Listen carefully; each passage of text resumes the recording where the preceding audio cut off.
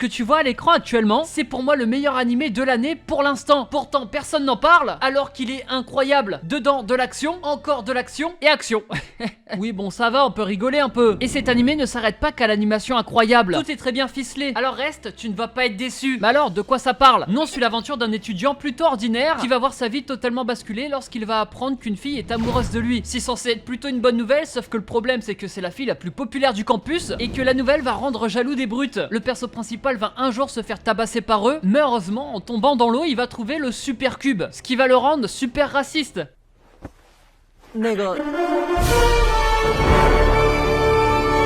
Bon, ça c'est ce que j'ai cru, mais en cherchant la définition sur internet, et après de multiples recherches, j'ai vite trouvé que c'était effectivement raciste.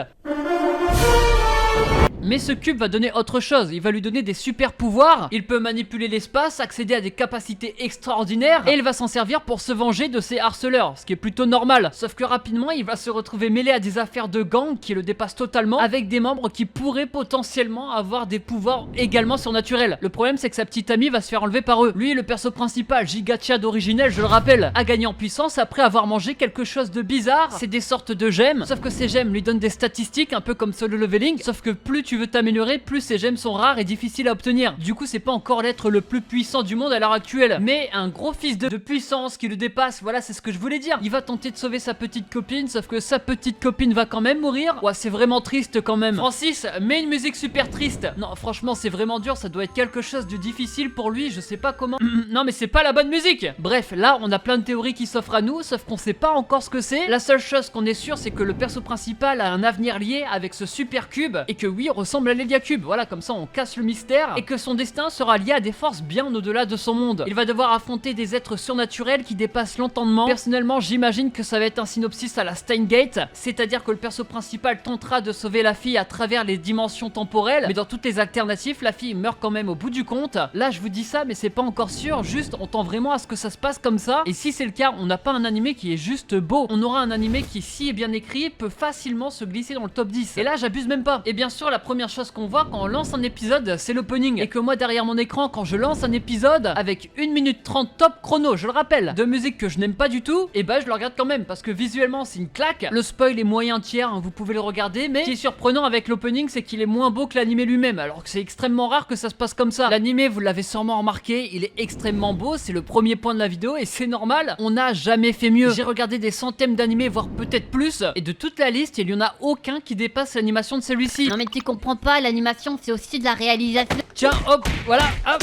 Non mais t'as totalement raison, j'ai toujours été d'accord. Au moins on est d'accord, ça fait plaisir. Plus sérieusement, c'est pas que l'animation, même la réal est très bien faite, en tout cas pendant les scènes d'action. C'est le studio Big Firebird qui est derrière, et c'est la première fois que je vais vous le dire. L'animation mélange 2D et 3D, et ça peut vous étonner, mais je l'ai même pas remarqué. Alors que je suis le hater numéro 1 de la 3D. J'ai l'impression de voir une animation chinoise à la coréenne. C'est d'ailleurs l'animation qu'aurait dû avoir Solo Leveling, je ne rigole même pas. Vous allez être époustouflé devant les plans de caméra, l'animation, mais aussi les effets spéciaux, ça dès le premier épisode, parce que dès le début on voit un combat avec un personnage qu'on ne connaît pas, qui n'est pas le perso principal, en tout cas pour l'instant on ne le sait pas. Donc si vous doutez encore, regardez le premier épisode, vous allez être choc-barre. Le scénario, j'en ai déjà parlé, il y a un potentiel monstre sur l'univers, que ça soit le concept du cube qui certes ressemble à l'Héliacube, mais qui garde un mystère tout au long de l'animé, on sait pas trop ce que c'est, qu'est-ce qu'il fait là, quels sont ses réels pouvoirs. Tout ce qu'on sait, c'est que c'est pas juste un truc qui donne de la force physique en plus, ça va bien au-delà de ce que tu vois. Hakuna Matata, Tatata sera tâté par Tatata. Non, mais le mec il parle au hasard là.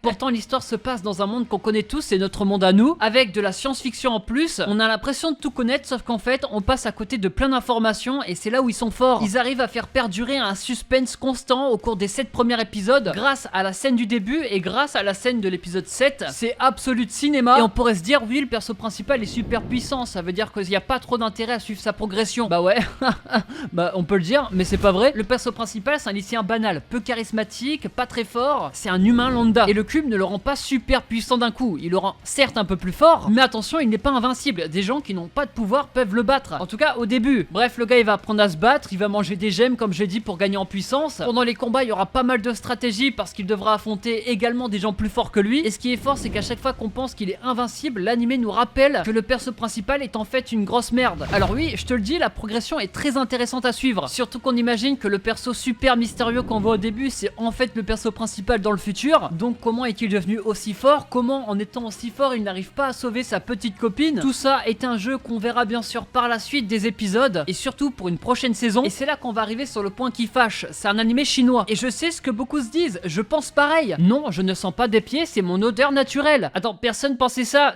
C'était une blague, t'inquiète, c'est pas vrai hein. La VO est catastrophique. Alors en vrai c'est pas vrai, mais on a énormément de mal à s'accrocher. Mais au final il faut quand même se poser les bonnes questions. Est-ce que c'est pas ça le futur de l'animé? S'arrêter sur une VO c'est extrêmement raciste, je vous le rappelle. Et je suis d'accord que si c'était en version japonaise ça passerait beaucoup plus crème. Et que si c'était le cas, des animés comme Supercube par exemple seraient hors van top 1 actuellement. Alors faites-moi ce plaisir, donnez une chance à Supercube. Supercube c'est un renouveau dans l'animation. Là où au Japon les codes on les connaît énormément, là ce n'est pas du tout pareil. La culture change, les valeurs, le rythme, tout change. Et c'est différent des œuvres japonaises. La structure narrative est beaucoup plus libre. Par exemple dans Supercube il n'y a pas de tournoi, pas de grands méchants annoncés dès le début et une intrigue qui évolue en fonction des choix du perso principal. Ça ressemble beaucoup plus à une grande série qu'à un animé. Il y a d'ailleurs beaucoup moins de fanservice. D'ailleurs rappelez-vous de ça, la prochaine vidéo c'est le fanservice vous manipule. J'ai bientôt fini le montage. Alors oui, comme dans tous les animés il y a des blagues et il y a du fanservice, mais c'est pas forcément à quoi vous vous attendez. Ici on s'attend à ce que son public soit mature, qu'il soit pris au sérieux autour d'un suspense intelligent. Qu'est-ce que le pouvoir? Peut-on tout sacrifier pour une personne? Jusqu'où aller pour réparer une injustice? Des questions avec des réponses qu'on aura sans doute au cours de cet animé. Et je sais que ça fait des années que je vous parle des animés chinois, mais vraiment faites pas les aveugles, regardez Supercube, il est vraiment incroyable. Partagez la vidéo, partagez l'anime, il faut que tout le monde le regarde. Il touche pour genre action, aventure, fantasy et pour thème dieu, déesse, super pouvoir. Il est pas licencié en France mais vous pourrez le trouver facilement en VostFR. Ça m'a pris 2 secondes. Bref, comme d'hab, le petit like si t'as aimé, ça fait plaisir et ça aide beaucoup. En commentaire tu vas me mettre pourquoi tu regardes des animés chinois ou pourquoi tu n'en regardes pas. Nous on se retrouve dimanche prochain comme d'hab pour une grosse vidéo, soyez là. Ah oui, et je sais pas si je vous l'ai dit, regardez Supercube.